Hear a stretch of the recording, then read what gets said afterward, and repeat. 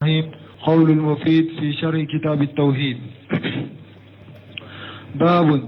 قول الله تعالى: إنما ذلكم الشيطان يخوف أولياءه فلا تخافوهم وخافون إن كنتم مؤمنين. بسم الله الرحمن الرحيم، والصلاة والسلام على نبينا محمد وعلى آله وأصحابه وسلم تسليما كثيرا. سبحانك لا علم لنا إلا ما علمتنا إنك أنت العليم الحكيم. أستغفر الله الذي لا إله إلا هو الحي القيوم وأتوب إليه. اللهم انفعنا بما علمتنا وعلمنا ما ينفعنا وزدنا علما. بي أرابا سوي هجريا باكلي أني كمناني أني بيناني أني ولون فلا سهر رجب نيني هجريا سانكالو ولون فلاني بيسوينيو أمغاني بيسويني وطاني سيغناي. ميلادي نصارو كجاتي با فلاني مغاني وورو سانكالو فلو بيسوينيو ولون فلاني. ambe dawda ko masjid rajawa mbokono darasube Sheikhul Islam al-Imam Muhammad ibn Abdul Wahhab aka kitabu kono kitabu tawhid bonda minna ko alaka kuma ni welele min fulen ni nya bora shaytane de fe na bawla shira akabbi sinyogoma dresu temena nye doke aya in sarahula tawsirina sarahula wati yansura kono bi ambe wuli yoromi ibn Semin rahimahullahu akasarahu kono wa khawfullahi ta'ala darajatu ako ala nya siranya ala min korota lendo daraja udero chogo kelente famina nasi man yaqulu fi qawfihi mogodo bewlu be danteme ala nya siranya inna wa minhum man yufarritu mogodo fana be faratu be masurunya. ومنهم من يعتدل في قوفه مغودو فنا دولو بچامانچلا على يسرانيلا. والقوف العدل هو الذي يرد عن المحارم الله فقط. سرانيا منا بچامانچلا على يسرانيا من بچامانچلا ويده من ببالي كبو alaka haramu koula alaka haramu koundro abibali kabo uluma وين جديتا على هذا فإنه يوصلك إلى يأس من روح الله. على يسرنا مي نبي بالي نبي سجين كبو alaka haramu ko kelima ni do farala o wala yesiranya jidray bolodro abilla se kata yoromi ka jigitige ala kan nema fanala. wa minan nas man yufarritu fi qawfihi mugo fana be ulube faratu ala yesiranya be masunyali kala bihaysu la yardahu amma naha Allah anhu yoro la yoro min fana wala yasranya sugu o tese ko tigu bali alaka haramu ko kelila wotu bali kabaraka haramu ko kelila ni mo min fana kala yasranya nakasira akala yasranya inta bali kabo alaka bali ko kelila. wal khawfu aqsam siranya ala yasranya tilama yoro do al awwal follow خوف العبادة وتذلل والتعظيم والخضوع وهو ما يسمى بخوف الشر سرانيا دوغو بافاما باتو عليا سرانيا أني يري دوغيا أني كالا بونيا أني كي يري مجيجي عليا سرانيا مي ni bato alanya siranya do ani ki yere dogoya alaye ani kala boya ani ki yere majigi ubo alanya siranya be wala aqidatigu bolo bi khawfi sirri ko gundo alanya siranya mimbe biskun kono wa haja la yashluhu illa lillahi subhanahu ni alanya siranya sugu atenya foye ni ala kelempe wute faman asraka fihi ma Allah ghayrahu fa huwa mushriku shirka akbar ni ala yasranya sugu min fuladiye ni dan fendo fara ala kan ni ala yasranya la doro ikera mushriki ya kumbaba mana khawful ibada وخوف العبادة وتجلل والتعظيم والخضوع ni siranya sugu min fulani ni fen fara alaka ni la dura kera fulan ka foya kumba bay wajalika misali la man yaqafu min al asnami aw li amwat misali la mu'minun be sirab bolunye ube kasira sunye aw man yaj'umunahum awliya ube gwe munun galonfo aw man yaj'umunahum awliya ube munun galonfo ko waliju mu'min bishra ulunye wa ya'taqiduna naf'ahum wa durrahum ni basiri iddu sukun kono ko boli besaki nafa boli besaki toro ube ibe addu sukun nasribu bolo ko su munu be kaburu kono su do be kaburu kono abeseka enafa abeseka tora lashima ube munu ngalon fo ko waliju aduskuna siribe e bolo ko waliju ku beseka nafa shema kanema beseki toro kama yafaluhu badu ubadul qubur komi kaburu batolaw doba ke chokomi yaqafu min sahibul qabri abeshira kaburu tiginye aksara mimma yaqafu Allah kataya kateme hari ala yereka abeshira ibasuru kaburu botolo dobe abeshira kaburu tiginye sumu mbe kaburu kuna bushiru onye kateme ala kayre donc mugo ni ala siranya sugu niye ewa isera ni ndegere madro eka siranya min fule de yenye musrikiya kumbaba ni siranya chogo ya fuloy sani fulan alqawfu tabi'u wal jibiliu siranya minne hada maden na tereni hada maden dan chogo ala be hada made ini siranya minda fahaja fil asli mubahu lesirila ni alanya siranya sugu daga lesirila ni siranya sugu dagara anko siranya tilamayro siranya folo khawful ibadati khawfu shirr obeka ala kelempewde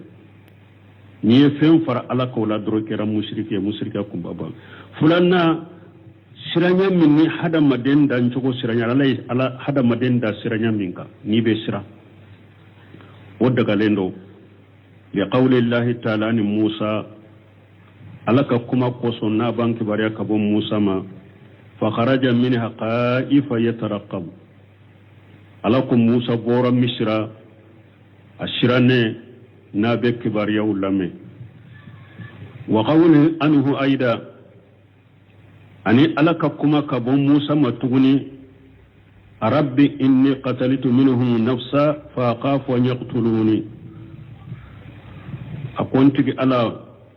bari sallankaw ne ye mogo faga ulambe siraw kanin faga ni ala nya siranya su khawfu tabai khawfu jibilin nin daga lendo islamiya sare la jalagi te mogo kanina jalagi be ki ka yoro juma be no lufo lakin ne إن حمل على ترك واجب أو فعل محرم فهو محرم mi hada maden dan cogo siranya min fulani nye an kolle sir la dagara min na kera sababu ye kibali alaka wajibi do keri la ube akera sababu ye alaka haramu do ke ni siranya sugu yere fana be haramu ya iburo wayne istalzama sayya mubaha kana mubaha bonni ni siranya kera sababu ye ika fen daga lendo de ke alanya siranya imbe ni siranya akera sababu ye ika fen daga lendo de ke o siranya imbe daga wakati agunu misali yafo masala misali la man khafa min shay la yuwashiru alayhi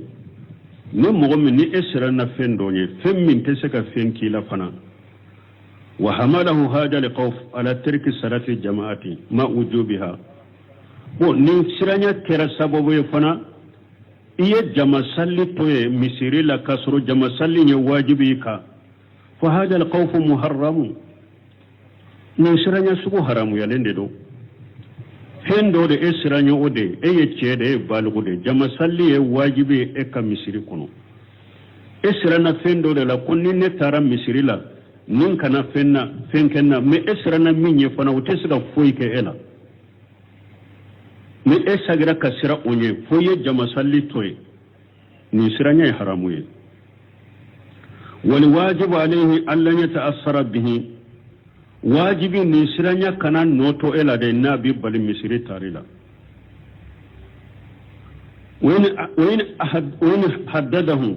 وين حدده إنسان على فعل محرم فخافه وهو لا يستطيع أن ينفذ ما حدده به فهذا خوف محرم نم مغدو يه بغا سيسا كافو كرسا أي بغا كو فين حرام ولين دو يكاكي سيسا مغدو يه بغا كو يكا فين حرام ولين دو كي يسرنا تيجيني bo ayi baga ko be min kila fana ibadu atese ko o kila fana me baga ni kera sababu ye haramu inke nisranya haramu ye misali la ayi haramu fenfo misali la mogodo ko karasa dolo fule sisa nima dolo immi mbi bugo fi bana me yere baro atese ki bugo fana noma dolo mi mbi bugo sisa fombi bana ayere bado ale bugo le min fo atesiga bugo le nkila fana be o kera sababu bagabali kera sababu fana ye dolo mi nisranya haramude li'annahu yuwaddi ila fi'l muharram bila ujri parce que nisranya sugun abi iwele kata haramu kele ma kasro ujurati bolo haramu kele la kasoro ujurati bolo haramu kelila ni siranya haramu ye wa in ara an-nara summa haraba minha wa naja bi nafsihi fa haja khawf mubah ni ako ni siranya kera sababu ye ko daga lendo de ke ako siranya imbe ke ko daga lenye o misale munye eye tasuma de ye tasuma bake kamene kana ima ibolila tasuma kabo tasuma in koro ikisira fana o siranya daga rate eye siranya min ke tasuma ina kaboli tasuma ina ikisira fana khawfumu fa haja khawfu mubahu ni siranya min daga raye ikake wa qad yakunu wajiba idha kana yatawassalu bihi ila inqadhi nafsihi siranya abeki ka wajibe yoro dola yere ka siranya mi na beke sababu ni kisili bala wa hunaka ma yusamma bil wahm me fendo be ubafu mimma wahmi mana komi haqiqata la bini nya qura bini hakili la dromi haqiqata la walaysa biqawfi wa tasranya ide mislu an yara jilla sajarati tahtadu fayazunnu anna haja adu يهدده فهذا لا ينبغي للمؤمن أن يكون كذلك. مثال لا إري سما دي درو سما يمباكي كاللمغ أكيرا إنيا كوروكومي جغدو دي دو أباكي كي بغا إسراني نمانكا كي مؤمن لا إما يمو وبافو جيتو دوما كو كراسا بسرحة سماني ويسراني سكو منيو يلا غسيدي ومانكا مؤمن سرو بافو دي ما وهمو hari iri suma ne ya bella maga dura sira tel manka ne e kera mo ibe sira hari ni iri suma ya bella maga chogo ya do dala e ba mere ko dugu do de fule kana ima ni siranya manka ke mumili bolo bal yutaridu hadhihi al-awhama bal mu'mini ni wahamu min fulani nyen nin ko sugu min fulani nyen ninge ka boy bolo nin kana sabatila li'annahu la haqiqata laha parce que nin siranya sugu haqiqa sitaye utumba fo han ka dem sirama ko kun kono na ko sufe iri sugu do be ne ya tige nono be bola ha ko sufe ko ni be kun kono na la ko ni fe ngo fenke ko abake ko ni tamana be tamayno fe ko ni birla be biri ko ni sigira be sigi ni sirana fana bi kenya koro chogola de kaso haqiqata la boy siranya sugu manka mu'mini soro nunun ge ka boyirela folola brusula ni lampante so kono ni mu'min ka be sira ko jugu na donna so kono hari na ye finin kolo dalenye abeke anye koro kallama ko misade abolito de ko sabe so kono mogo be bo do anofe sabe me anya tawla safule sukunu fonna taraka yirala ube mogo dola ni siranya sugu ba fo ninde ma wahamu haqiqatan nina mu'mini kan ninge kabo yirela wa idza lam tutariduha fa innaha tuhlikuka ni siranya sugu ni man ninge kabo yirela nimbi halaki abi halaki مناسبة القوف للتوحيد منا شيخ محمد بن وهاب يسرانيا دو التوحيد لا سرانيا منا آيات دو التوحيد كتاب لا كادو التوحيد بونداولا أن من أقسام القوف ما يكون شركا منافيا للتوحيد parce que siranya togoya do be mushrikiya de do mushrikiya min bi ka tawhid ge ka boy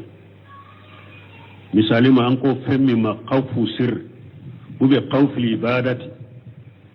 o ye mushrikiya de min billa boddina kono o de ya to ye qawfu do kitabu tahidu kono wa ghari zakara al muallif fihi salasa ayat muallifu aye aya sabade fo nimbonda la ku ka delilay awwaluha ma jala tarjamatan wa hiya qawluhu ta'ala إنما جالكم الشيطان يقوف أولياءه آية فلو عندهم من دو التفسير لا يرى أنتم بمقدمة لا بنو سمر كم مقدمة لا أمنا آية تفسير دا من الشيء آية فلو من فورا آية فلو إنما ذلكم الشيطان يقوف أولياءه إنما ذلكم شيقة حسر معنى شيقة حسر مني من ولد من فلان والمسار إليه التقويف من المشركين على كوريا كي كتامنا ni utumbe mu'minu lasira mushrikun ذلكم ذا مبتدا وشيطان يحتمل أن يكون قبرا المبتدا وجملة يقوف حال من الشيطان ويحتمل أن يكون الشيطان صفة لذلكم أو أطف بيان ويخوف قبر المبتدئ والمعنى ما هذا التقويف الذي حصل إلا من الشيطان يقوف أولياءه لن ينمي ما هذا التقويف نسرني ما كفوية الذي حصل من الشيطان نسرني من بورا الشيطان في نسرني من فلني حصل الذي حصل نسرني من فلني نايا وسر سرني موسر كبويرسي إلا من الشيطان فو شيطان يقوف أولياءه نابا والأسرى أكبس نغمة ويخوف تنسب مفعولين الأول محذوف تقديره يخوفكم والمفعول الثاني أولياءه ومعنى يخوفكم أي يواقع الخوف في قلوبكم منهم شيطان دي باكي كسرانيا داود سكون كونو كوسرا أبيس نغمي من مشركوه وأولياءه أي أنصاره الذين ينصرون الفحشاء والمنكر أولياء كرموني معنى شيطان دمي بغو منهم بشيطان دمي كوتش جغولا أنو كونيو لأن الشيطان يأمر بذلك بس الشيطان بمغو نيامرنو ديو كوتش جغو أنو كونيو فكل من نصر الفحشاء والمنكر مغو نايه كوتش جغو جنوب جغو كونيو مغو يقولو دمي فهو من أولياء الشيطان واتقل مغو الشيطان الدمي بغدي شيطان كولان كولو ko jugun mogo be ulu deme shaytan bisi nyogo de shaytan deme bagade ye summa qad yakunu an-nasr fi shirki wa ma yunafi tawhid o kofe e ka demeli shaytanema in ka demeli be se ka ke ka shaytan deme mushriki ala mushrika min be tawhid ge fa yakunu azima donc i ka shaytan deme be ke junubuye wala junubu min kabbo wa qad yakunu duna zalika ika demeli kata setanema abese kake okoro iba deme junubu dola mim tese mushrikiyama wa qawluhu yukhawwifu awliya'ahu min dhalika ma waqa fil ayati allati qablaha nako yukhawwifu awliya'ahu la nyene munye aya min teminani ayanye haythu qalu tumamu ko inna an-nasa qad jama'u lakum fakhshawhum kum ghafara la nyogon kama ayesirun yede wajalika liyasudduhum an wajib min wajibati ad-din mu'min nanan nin foti den na kashe bawye mu'minu ye ananan nin fuye puru kusagi kabo wajibu doma dina ka wajibu la anana kan nin fuye kubbaga kullasira musrikun ye puru kusagi kabo wajibi do kelima kabo dina ka wajibu la waye dumay وهو الجهاد ويجهد ده فيقوفونه بذلك ونانا مؤمن وشرني أديه وكذلك ما يحصل في نفس من أراد أن يأمر بالمعروف وينهى عن المنكر أبو توكلن لا نمو من بافك مغو نيامرني نيومي وبن نيال لا ني بافك مغو فتانيا كبو جوما نمبغا بغالي سوغو بنيما كي لاسرا بوري كان نيامرالينكه puri kana balilinke fa yukhawifuhu shaytan bila shira liyasuddahu an hada al-amali puru kisage kaboni mbarama wakadhalika ma yaghu fi qalbi da'iyati abo tugo kelena mimbe bi welele kala kadusukun kono welele kala fulani be welele da kuma mana tauhidi welele sunna welele ni sirana sugu shaytane kabbisu nyogo be ni sirana sugu natila tawhidi welele abisra ebe jamana min kono tawhidi jugu kacade mote tawhidi fe sisade ebe jaman min nawte tawhidi foli fede ni tora ka tawhidi fo be mangoya ya ha ni tora ka tawhidi fo ibe lagosi ha ni tora ka tawhidi fo be boy kore ni be shaytané na ka jama bagabalide ubi al-amru bil ma'ruf wa nahy anil munkari weleli kala ni nana ikanka mugo nyamare nyumando ke karasa ebe ni nyuma min fote mugo ten ni fesi sabe kana ni fore ni fo ni bisoro de ube ni fuye de ube ye koko ne nyedoro ni ko be mugo bali ka bo koko ne na o ko sugu beni dusukun kono ni ye mugo bali ni nasisa mugo te ki fede misali la balo fitina ni balo la jarabu munun fule dunya kono sita doni kiba min bese ka jo ka tinya fo mugo ye kupu mun fule nunu nyeo wori bedda balon tamina haram min bese ko fo jama munyana sa ka dogo de parce que hari ni masira kubi boy be sira kana mango ya wucela ube demelu munun keno kana tige wali hasiru lanyini anna shaytana yuqawwifu kull man arada an yaquma biwajibi mun yusamnu kull lanyini munye ako shaytanin fule hada made hada bare ni eko e Allah nyini kuibe doni alaka wajibi do de ye shaytanin bi baga ko فإذا ألقى الشيطان في نفسك الخوف ni shaytan yasiranya bili dusukun kono فالواجب عليك من واجب إك أن تعلم أن الإقدام لكلمة الحق ليس هو الذي يداني لأجل وليس السكوت والجبن هو الذي يبائد لأجل الله أكبر Brusemino ko ni shaytanin nana ko ba bili duskun kono ni ikoy be jonala ka wajibi doye ni shaytanin nana kasranya bil iduskun kono ni wajibi lembe eka ado ka fo ta eka tanye eka temeni ka barai ikado ko cinya kuma foli ate hada maden lajela surnya ni hada maden yi makku cinya fanala gito ya koso oti kalla jali maboyla koy ote fo pen kare kalla jali ka koy balma wallahi min tawhid kitabu anka kalani hakili anka kalani hakili ni famuye ani anka kala na ban ko nambe barake nay ni mugon min min tawhid kitabu kala ka famu amini diskun kono ka barake nay ite sira fonye ka jiya ko lani ala kelem tawte no semu yere ben do fo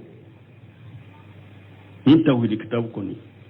en ko wode ya to Sheikh Salih ala Sheikh ko mo do be France ku ye kitabu tawhid kala kaba uya wole telefone la ko anya kitabu tawhid anya kala kaba pew bo ambe konan janyi ni fe ikan kam bila kata kitabu wore minan nambo ta ku kala akwaye kitabu tawhid kala kaba pew ko akwaye hijira ke kabo France folo ubabe uko ambe France ya akwaye sage kitabu tawhid kama fa Sheikh Salih ala Sheikh akwaye sagaka bunu semino ko akwa hada maden kado nka cinya kuma fo wote ikalla jari surunya ima nkin sira kinda de kimma ko cinya fanala woti kalla lajali ata maboy makoy ka janya ko wote do farishi kade fa kam min da'iyati ako wuliri kala joli joli be sadda bil haqqi ayetinya barachi ka cinya fo kene ka barachi ka bange wa mata la firashihi asara ka dilanga wuliri kala joli joli be ayetinya fo ka bange asara ka dilanga wa kam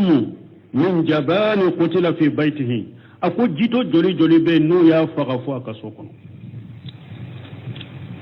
jito joli joli be no ya faga fo aka sokon malama hada made yifagali yinyana mali adala kala tige do bolo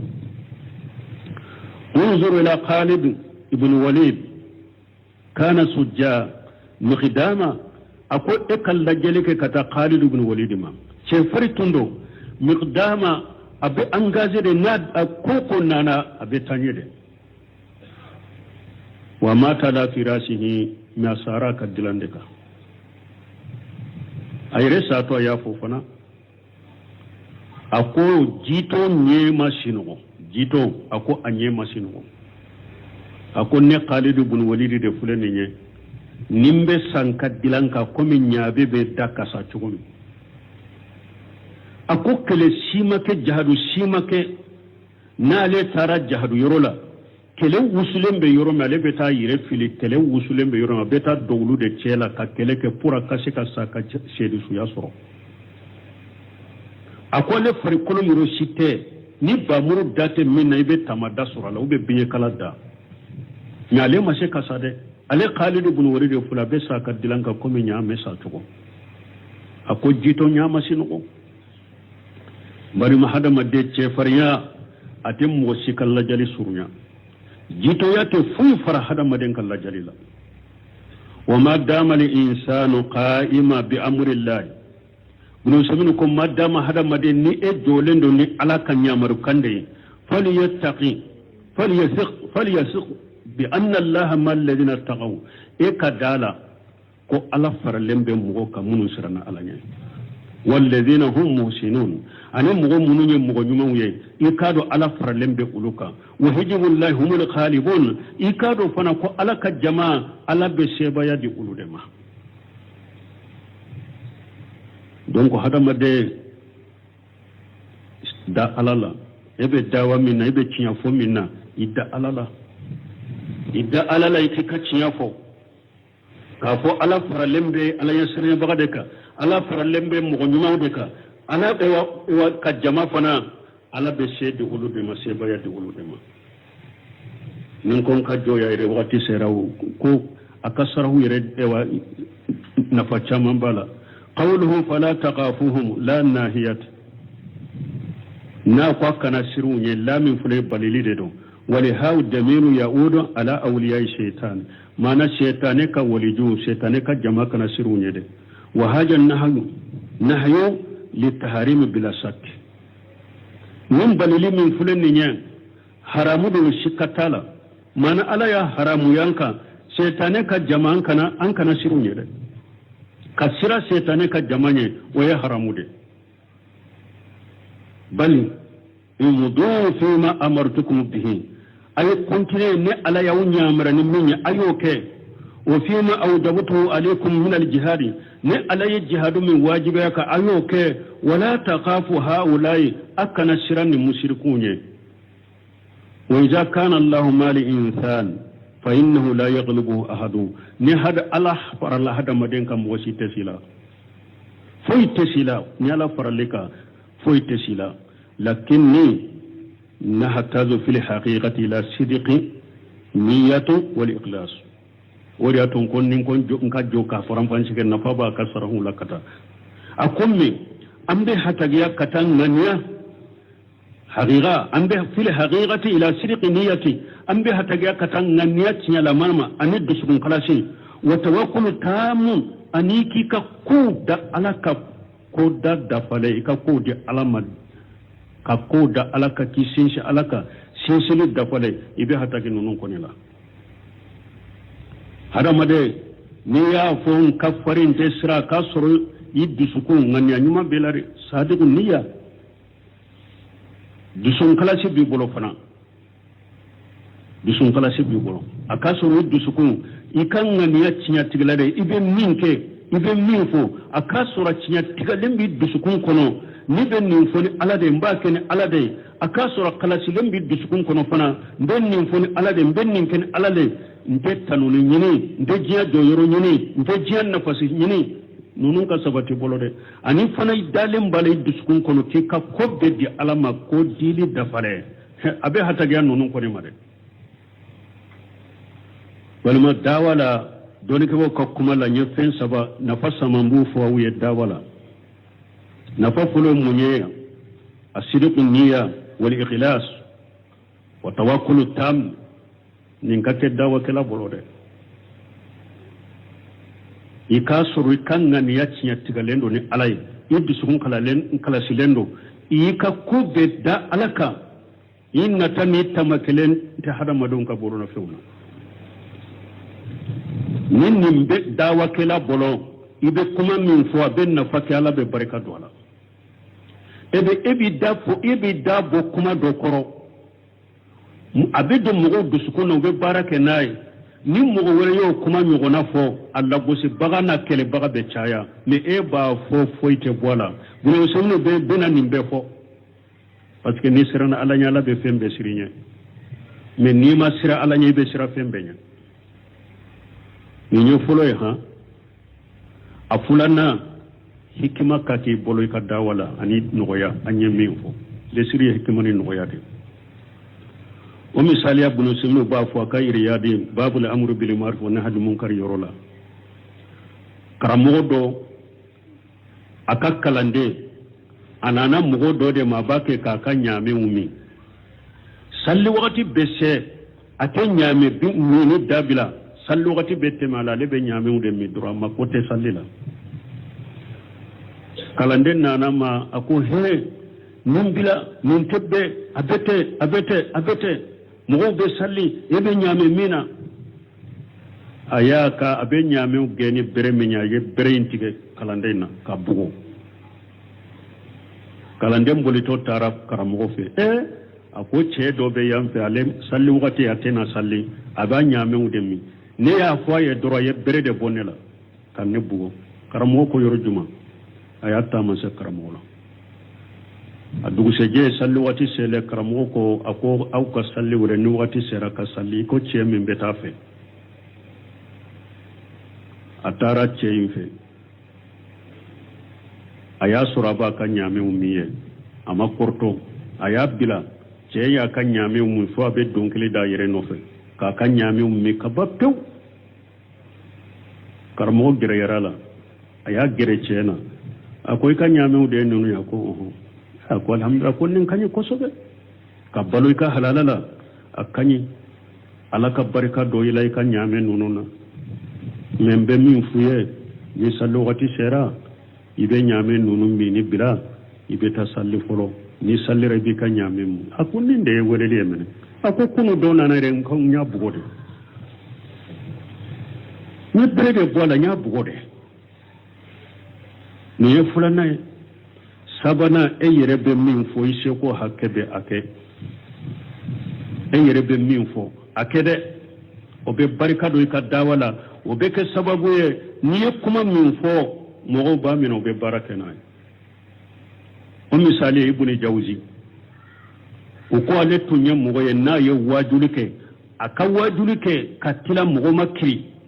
aka dogo mogo do be sayira be wajuli be do mogo do dusukuna yere fo be sa wajuli rola ibn jawzi dondola jondo nanama akoy ibn jawzi ma ko wajulu ke jonka horonyaka ne toro lembe matigi bolode ni eye min fodoro mogo bake wajulu ke jonka horonyaka ibn jawzi ye tile damado ke abaka wajula amama kala dondola doro atara wajulu la ayo wajulu ke jonka horiya fasamanta kofo wajuli jigna doro amatigi nana dukuna ko jomma ko tanyika ni kan horo alai ta ni horonya jon nana ibn jawjima akon ne yin kuma fuye amena betile damado ima kuma ka bide kuma na kan matigi fulekin kan horiya ko oho eya fonye wakati ma ya soro jonte nyere bolo nimba kan horonya ne ba fe nimbe mo nyamara ku ka ko min ka ka soro nyere ya ke de folo biye ala ye jon no yanye nya kan horonya wala ntara ka jon kan horonya nya waju nin ko saba dawakala niki danto no na baraka be do ka dawala ala be qabulu keye e pika kuma mo be baraka nay kamme yere jira wajuli ni togo ka bo be ka fo karasa bo ka fo tende ite foy soro o wajuli sugunu dawasuna ni doya mate wali haja qala taala ninde ko sala ko la min korota lenu in kuntum mu'minina na ye mu'miniye wa ulima min hajil ayati an yadu ni aya kono anna li shaytani waswasan an yadu ni aya kono ko wasu be shaytane bolo yulqiha fi qalbi ibn adama nabo o wasu bil hadama den sukun kono an yodo ni aya la ko wasu libe shaytane bolo naba bil hadama den sukun kono minha abu wasu kono taqwif min adaihi kila siray jugunye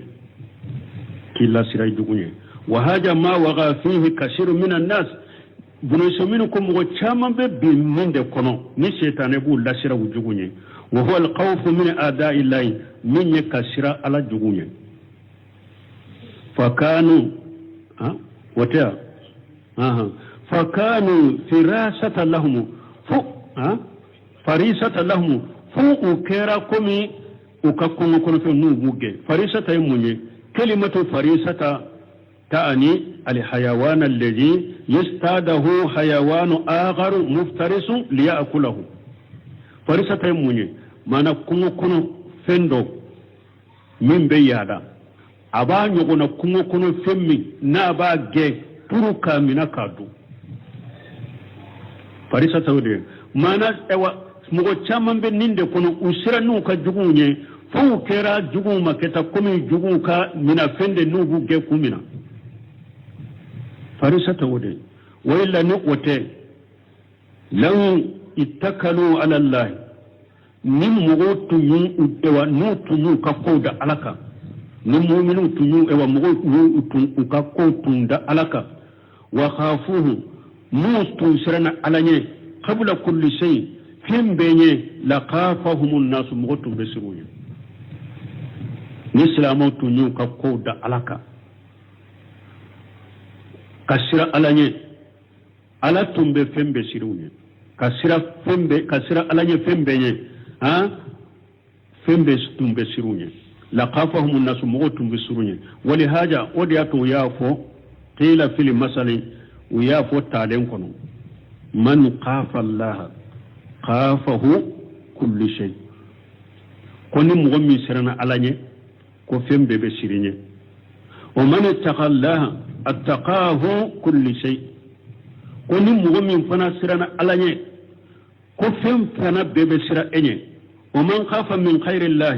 كون من نمغم ونسرنا على تناديني خاف من كل شيء بيسرا فيم بيني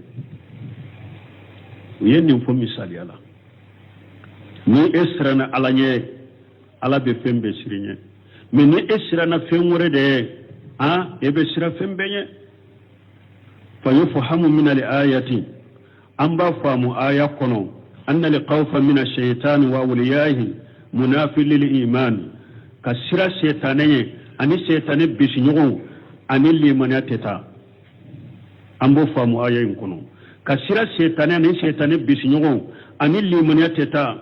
fa in kana al-khawfu yuwaddi ila shirki fa huwa munafil aslihi na yasur siranye bi wala kata mushrika yare ma wayalli man yare le siri de geka boy bolo wa illa nuqote nisranye mi illa se mushrika yama fa huwa munafil kamalihi liman yadda fala abu geka boy bolo wala adama de an kan janton ninna nan ko an ka sira ara kelim tawde nye cinya kuma kafo cinya kuma fole atika e walla jali surunya jitola ewa ate ewa isi janya nanye nim fana ko cinya fole fana anya min fo mura'atu li masalih wa li mafasid wa fana koloshi parce que ne dawai ko chaman de be dawai kono sani ka do dawa do folo ne nim fana fo mo do fana abafo ko hada madin ka fariya ka cinya kuma da fo abeta cinya kuma do fo yoro dola fana al masahil wal mafasidu cinyali ni ewa nyu nyali min bala dina la to fana kolosi be bo min kalama ube kama cinyali dina ma cinya kele o fana bede ni kera ce fariye to goso mura'atu al masahil wal mafasid wa fana kolosi dawala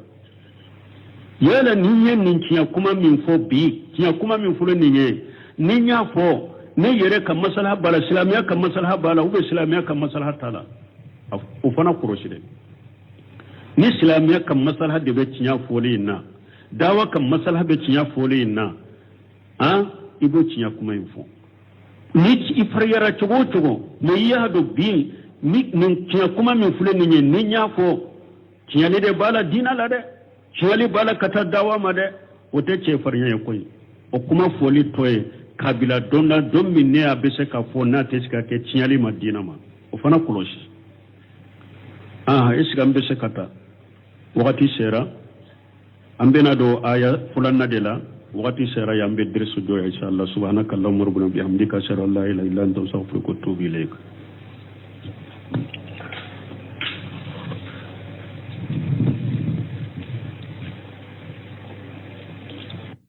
الله من الشيطان الرجيم بسم الله الرحمن الرحيم قول المفيد في شرح كتاب التوحيد باب قول الله تعالى إنما ذلكم الشيطان يخوف أولياءه فلا تخافوهم وخافون إن كنتم مؤمنين بسم الله الرحمن الرحيم والصلاة والسلام على نبينا محمد وعلى آله وأصحابه وسلم تسليما كثيرا. سبحانك لا علم لنا